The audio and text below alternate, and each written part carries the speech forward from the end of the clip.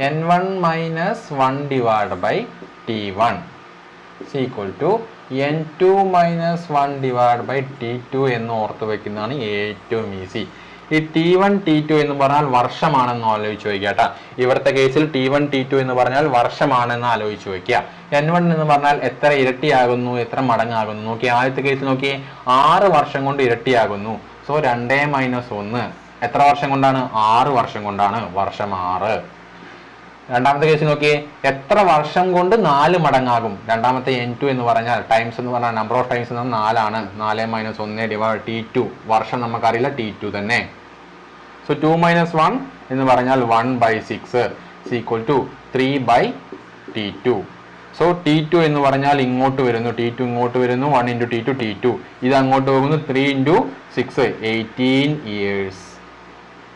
18 വർഷം കൊണ്ട് എന്തായിരിക്കും?